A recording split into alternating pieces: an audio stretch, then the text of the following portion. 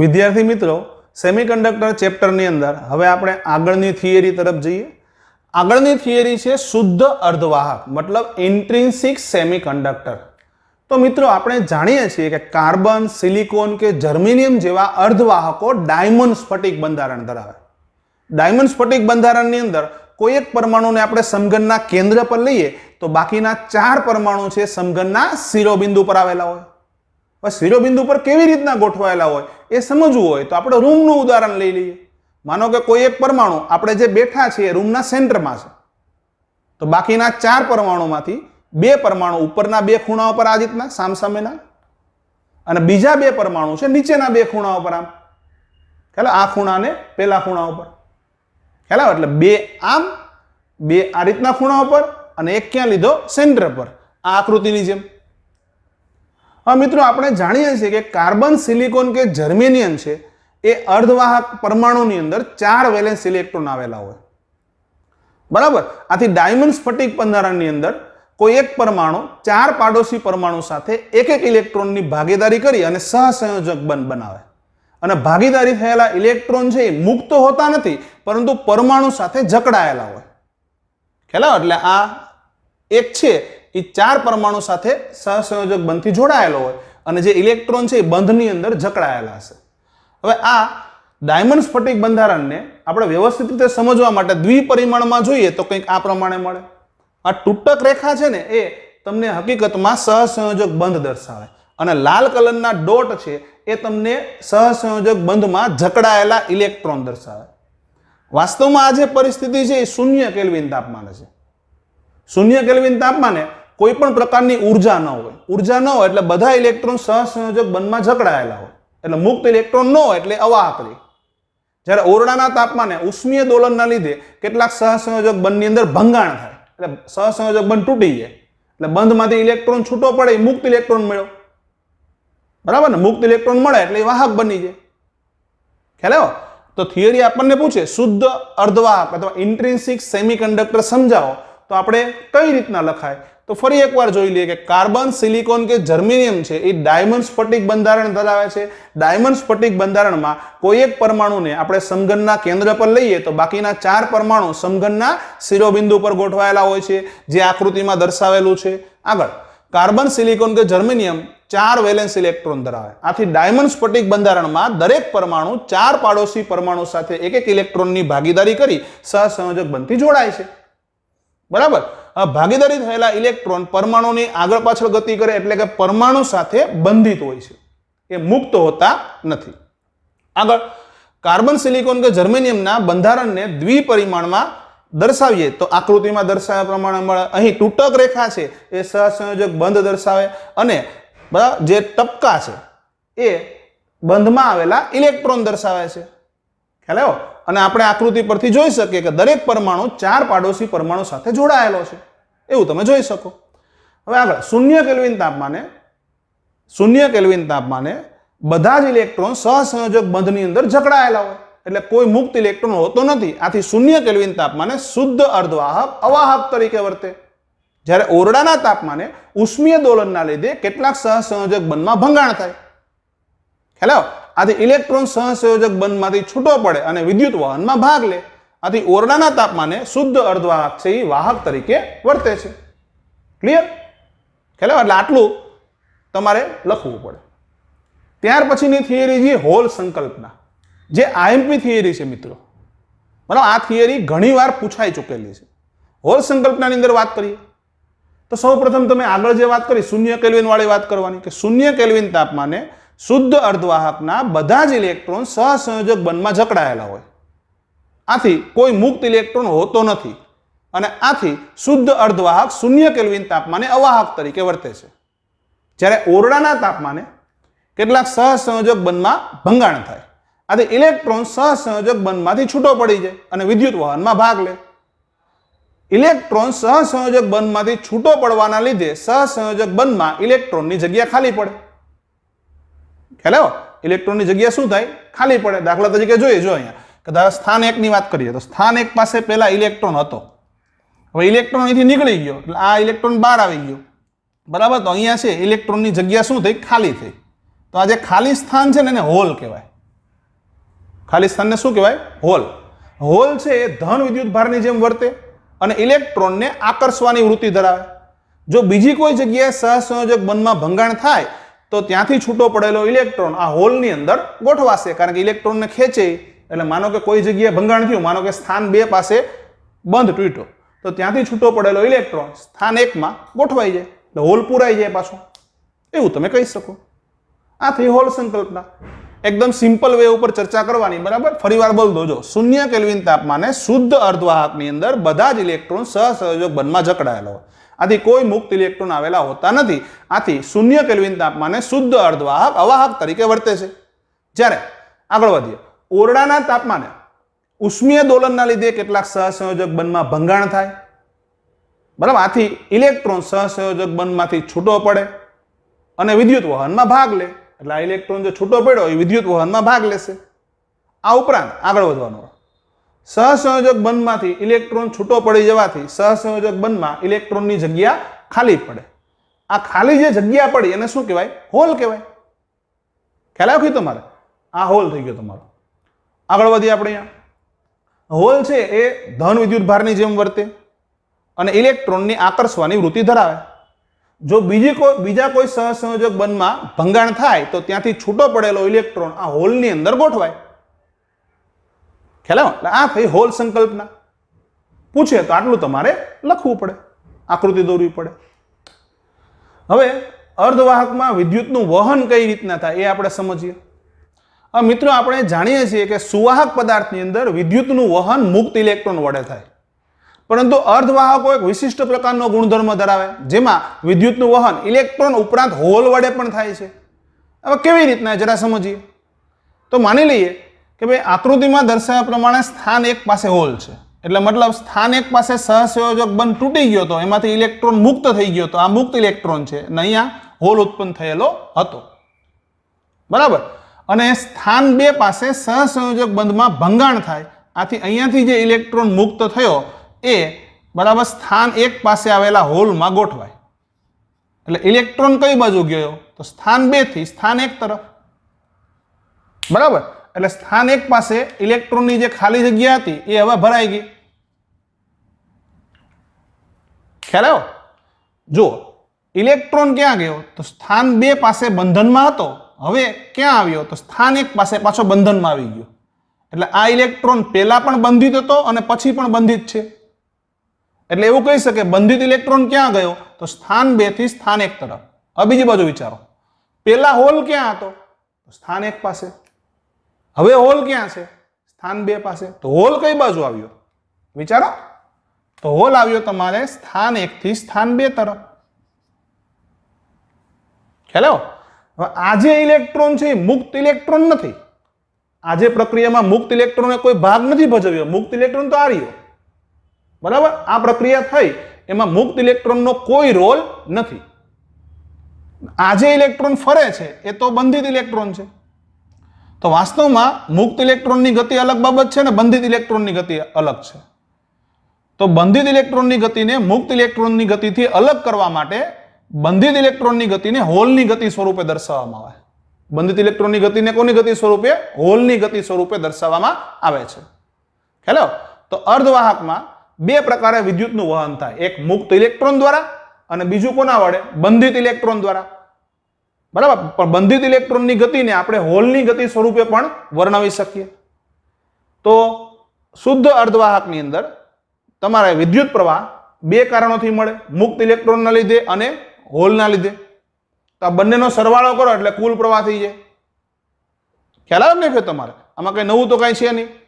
શુદ્ધ અર્ધવાહકની અંદર જેટલી ઇલેક્ટ્રોનની સંખ્યા હોય એટલી હોલની સંખ્યા હોય, અને આથી એને એનઆઈ મતલબ શુદ્ધ વિદ્યુતભાર વાહકો તરીકે ઓળખવામાં આવે છે.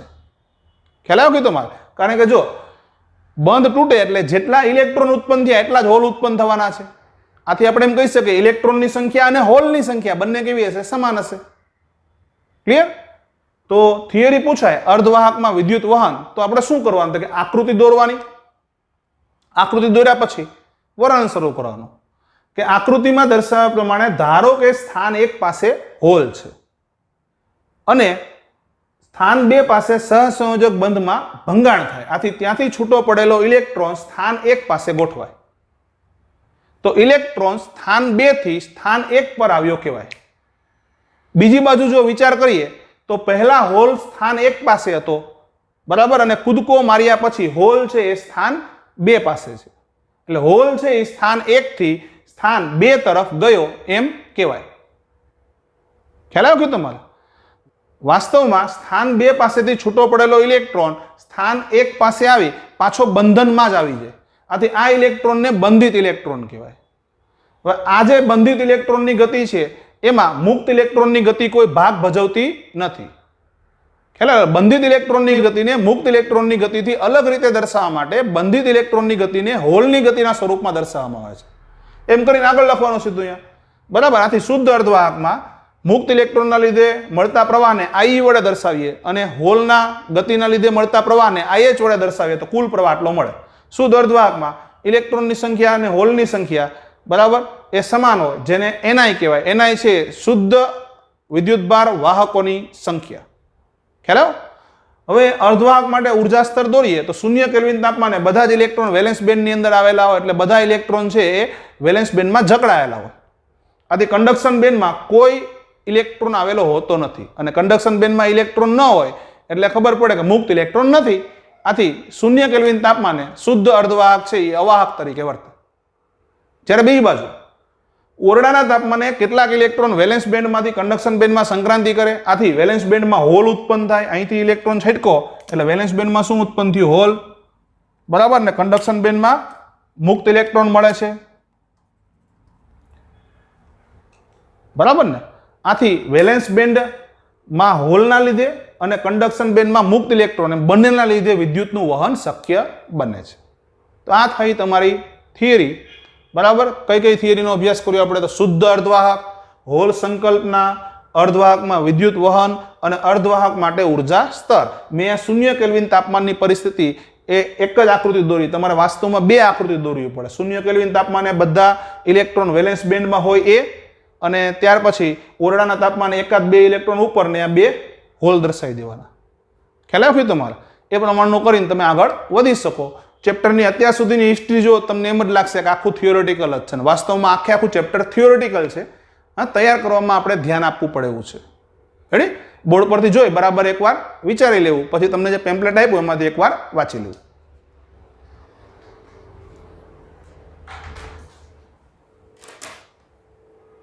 તો વિદ્યાર્થી મિત્રો, સેમિકન્ડક્ટર ચેપ્ટરની અંદર આપણે આગળ શુદ્ધ અર્ધવાહક વિશે અભ્યાસ કર્યો.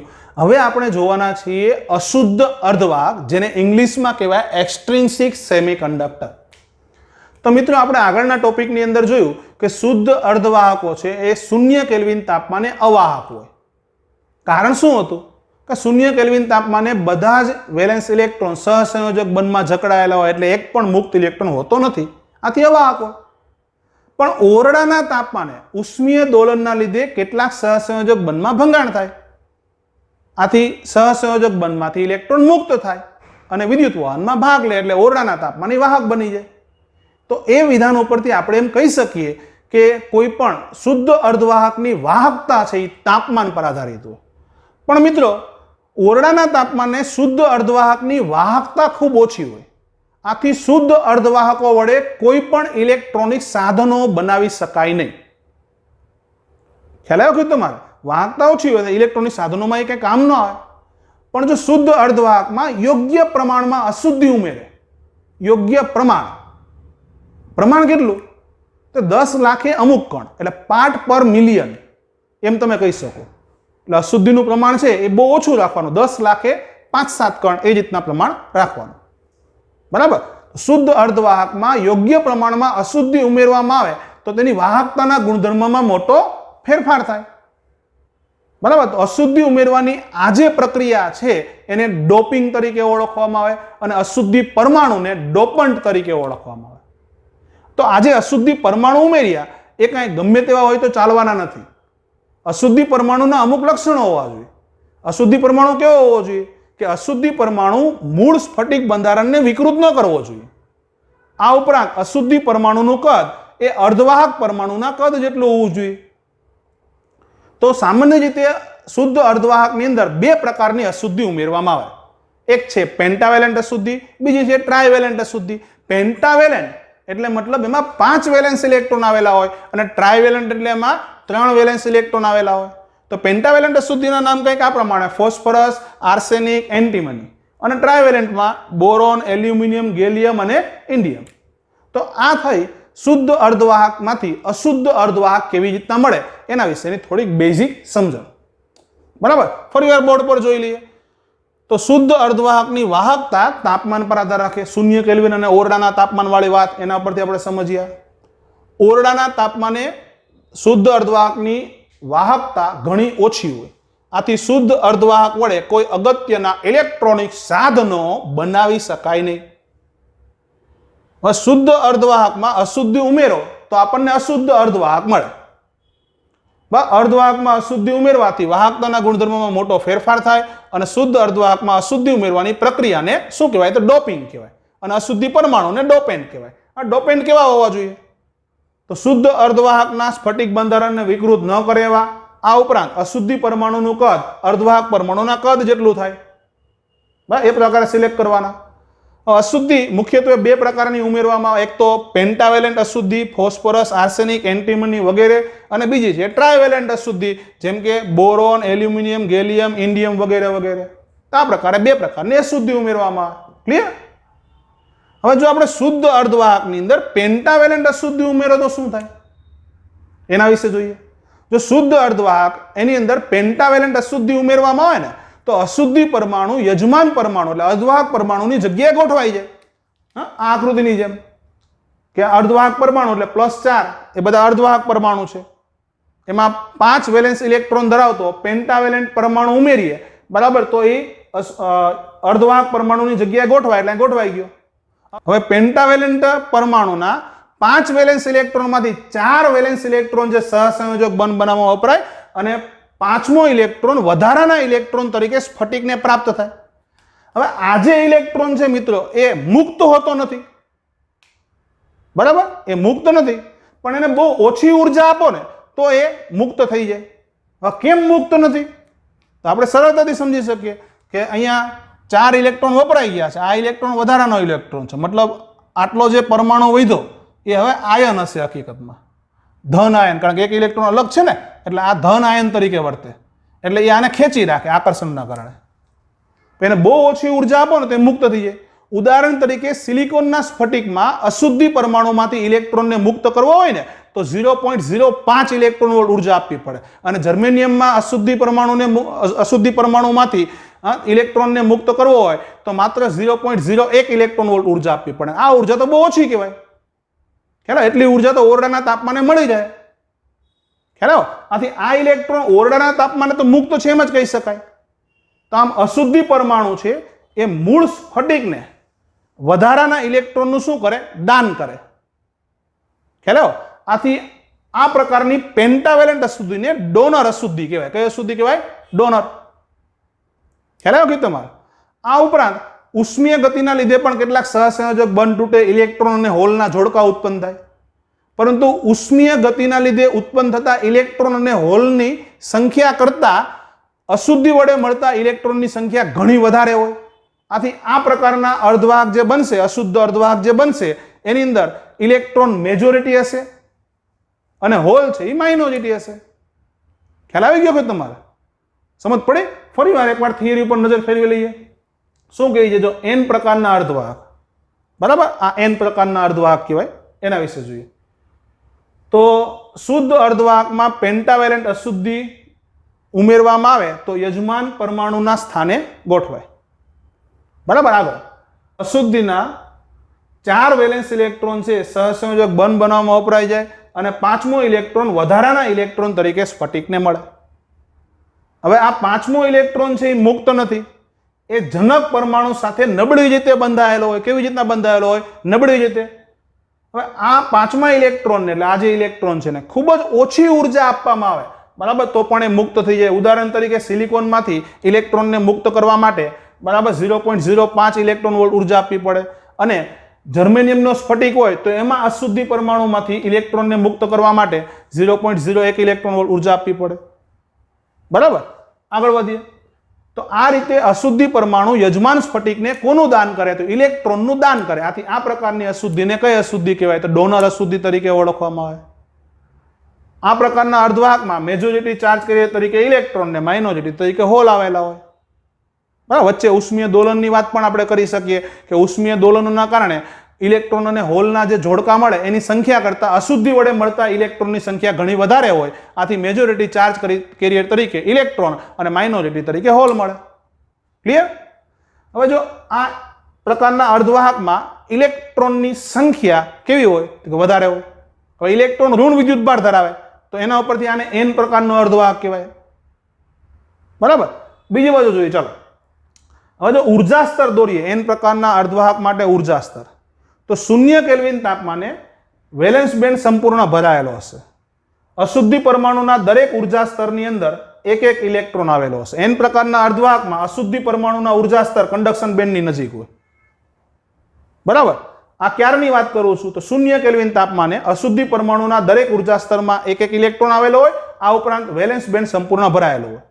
પણ જો તાપમાન વધારવામાં, શું કરવામાં મિત્રો? તો તાપમાન વધારો તો ઇલેક્ટ્રોન વેલેન્સ બેન્ડમાંથી સંક્રાંતિ કરી અને કન્ડક્શન બેન્ડમાં આવશે. આ ઇલેક્ટ્રોન આવ્યો. આ ઉપરાંત અશુદ્ધિ પરમાણુના ઉર્જા સ્તરમાંથી પણ ઇલેક્ટ્રોન સંક્રાંતિ કરી અને કન્ડક્શન બેન્ડમાં આવશે. પરિણામે વેલેન્સ બેન્ડમાં હોલની સંખ્યા કરતાં કન્ડક્શન બેન્ડમાં ઇલેક્ટ્રોનની સંખ્યા વધારે મળે. એટલે મેન વિદ્યુતભારનું વહન છે એ મુક્ત ઇલેક્ટ્રોન દ્વારા થાય એવું તમે કહી શકો. બીજી બાજુ આગળ વધીએ આપણે તો અહીંયા આપણે શું કર્યું? તો શુદ્ધ અર્ધવાહકમાં પેન્ટાવેલેન્ટ અશુદ્ધિ ઉમેરી હતી. અશુદ્ધ અર્ધવાહકમાં ટ્રાયવેલેન્ટ અશુદ્ધિ ઉમેરો તો પણ આપણે આ જ પ્રમાણે સમજી શકીએ. એકદમ સિમ્પલ રજૂઆત છે કે જો શુદ્ધ અર્ધવાહકની અંદર ટ્રાયવેલેન્ટ અશુદ્ધિ ઉમેરવામાં આવે તો ટ્રાયવેલેન્ટ અશુદ્ધિના 3 વેલેન્સ ઇલેક્ટ્રોન છે એ સહસંયોજક બંધ બનાવવા વપરાય છે. અને ચોથા સહસંયોજક બંધમાં ઇલેક્ટ્રોનની જગ્યા ખાલી પડે. બરાબર, આ ખાલી જગ્યા છે એ શું છે? તો હોલ છે.